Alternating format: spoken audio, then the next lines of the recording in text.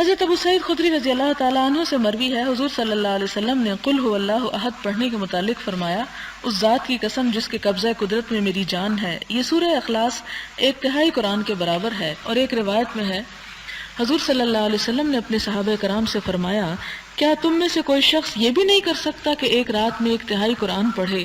صحابہ کرام پر یہ بات شاک گزری، انہوں نے عرض کیا، یا رسول اللہ صلی اللہ علیہ وسلم، ہم میں سے کون شخص اس کی استطاعت رکھتا ہے؟ فرمایا، قل هو اللہ احد اللہ الصمد 1/3 قرآن ہے۔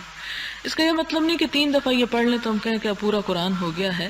اس کا مطلب یہ ہے کہ اس کے اندر توحید کی دعوت ہے، اور قرآن پاک کا 1/3 حصہ جو ہے توحید کی تعلیم پر مبنی ہے، تو اس لیے اس چیز کی طرف اشارہ یہاں پر ملتا ہے۔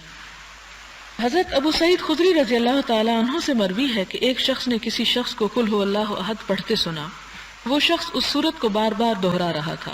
جب صبح ہوئی تو وہ شخص حضور صلی اللہ علیہ وسلم کی خدمت میں حاضر ہوا اور یہ بات حضور صلی اللہ علیہ وسلم کی خدمت میں عرض کی، اور وہ شخص اس قل هو اللہ پڑھنے کو کم عمل سمجھتا ہے۔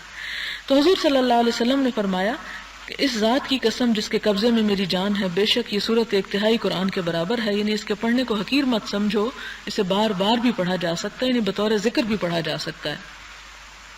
حضرت ابو ہریرہ سے مروی ہے رضی اللہ تعالی عنہ کہ حضور صلی اللہ علیہ وسلم نے قل هو اللہ احد کے متعلق فرمایا، بے شک یہ صورت 1/3 قرآن کے برابر ہے۔ حضرت انس رضی اللہ تعالی عنہ سے مروی ہے کہ ایک آدمی نے عرض کیا، یا رسول اللہ صلی اللہ علیہ وسلم، میں اس صورت یعنی قل هو اللہ احد سے محبت کرتا ہوں۔ فرمایا، بلا شبہ اس کی محبت نے تجھے جنت میں داخل کر دیا۔